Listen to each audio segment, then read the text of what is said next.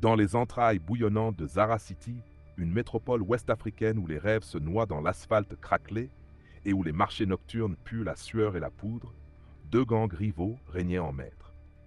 D'un côté, les Lames d'ébène, menées par Kofi Mensah, un colosse au regard d'acier, forgé dans les bidonvilles de la périphérie.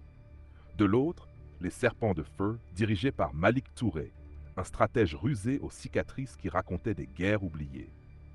Autrefois, Kofi et Malik étaient comme des frères. Ils avaient scellé une alliance fragile sous la lune rougeoyante, partagé les territoires, les armes, les secrets. Zara City est à nous, avait-il juré en se serrant la main. Mais la trahison couvait, comme un serpent dans l'ombre. Un soir d'orage, dans un entrepôt abandonné au bord du fleuve pollué, Malik réunit ses lieutenants. Amina la rusée, beauté fatale aux lèvres rouge sang, et Jamal le tireur, sniper au cœur froid. Kofi nous trahit, murmura Malik, les yeux brillants de rage.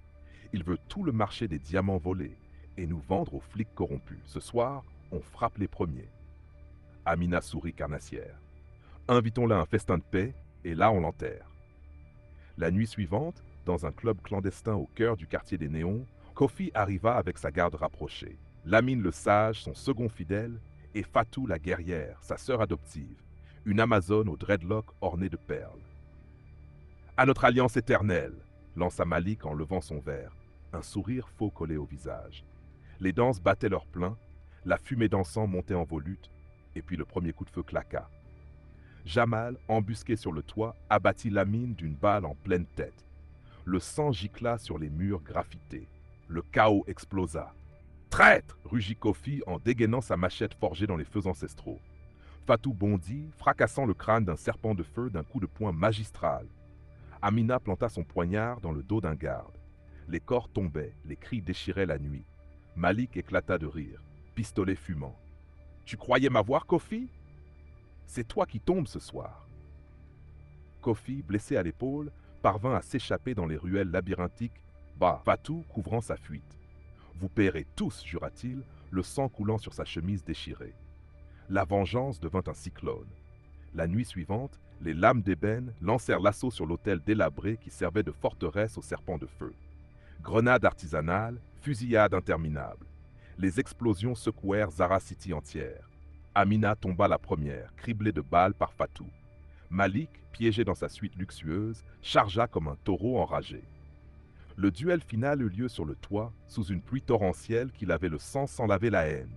« Pourquoi, frère ?» cria Kofi en bloquant un coup de couteau. « Parce que Zara City n'a de place que pour un seul roi !»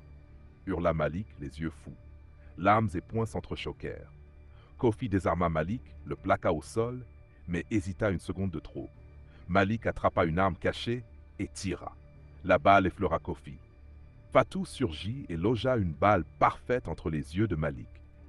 Le corps du traître bascula dans le vide et s'écrasa sur les pavés. 8 étages plus bas, le silence tomba, puis le chaos sans leader. Les deux gangs se déchirèrent en factions plus petites. Les quartiers devinrent des zones de guerre. Les marchés brûlaient, les innocents fuyaient. Le sang peignait les murs d'un rouge éternel. Kofi, survivant marqué, disparut dans les ombres de Zara City en murmurant une seule phrase. Les alliances brisées mènent au carnage, et le carnage n'a pas de fin. Si cette histoire vous a emporté dans son univers, alors soutenez le voyage. Un like, un abonnement, et on continue à écrire ensemble.